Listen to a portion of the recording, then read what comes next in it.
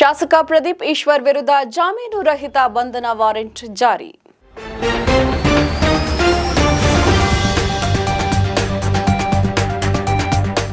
ನಿಮ್ಮ ಸುದ್ದಿಗಾರ ಈಗ ಜಿಯೋ ಟಿವಿಯಲ್ಲಿ.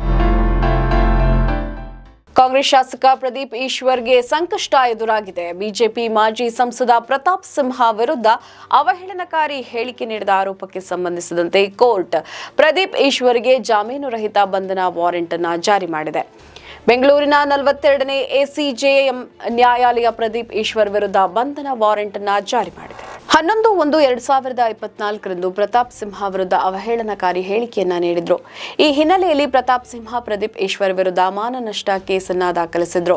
ಪ್ರಕರಣದ ಅರ್ಜಿ ವಿಚಾರಣೆ ನಡೆಸಿದ್ದ ನ್ಯಾಯಾಲಯ ವಿಚಾರಣೆಗೆ ಹಾಜರಾಗುವಂತೆ ಪ್ರದೀಪ್ ಈಶ್ವರ್ಗೆ ಸೂಚಿಸಿತ್ತು. ಆದರೆ ಕೋರ್ಟ್ ವಿಚಾರಣೆಗೆ ಪ್ರದೀಪ್ ಈಶ್ವರ್ ಗೈರಾಗಿದ್ರು. ಕೋರ್ಟ್ ಸೂಚಿಸಿದರೂ ವಿಚಾರಣೆಗೆ ಪ್ರದೀಪ್ ಈಶ್ವರ್ ಗೈರಾದ ಹಿನ್ನೆಲೆಯಲ್ಲಿ ನ್ಯಾಯಾಲಯ ಇಂದು ಪ್ರದೀಪ್ ಈಶ್ವರ್ ವಿರುದ್ಧ ಜಾಮೀನು ರಹಿತ ಬಂಧನ ವಾರೆಂಟ್ ಅನ್ನು ಜಾರಿ ಮಾಡಿದೆ. ಈ ಹಿನ್ನೆಲೆಯಲ್ಲಿ ಪೊಲೀಸರು ಶಾಸಕ ಪ್ರದೀಪ್ ಈಶ್ವರ್ ಅವರನ್ನು ಯಾವುದೇ ಕ್ಷಣದಲ್ಲಿ ಬಂಧಿಸಿ ಕೋರ್ಟ್ ಮುಂದೆ ಹಾಜರುಪಡಿಸುವ ಸಾಧ್ಯತೆ ಇದೆ. ಸುದ್ದಿಗಾರ ವಾಹಿನಿಯ ನೇರ ಪ್ರಸಾರವನ್ನು ವೀಕ್ಷಿಸಲು ವಿಐ ಮೂವೀಸ್ ಅಂಡ್ ಟಿವಿ ಆಪ್ನ ಡೌನ್ಲೋಡ್ ಮಾಡಿಕೊಳ್ಳಿ.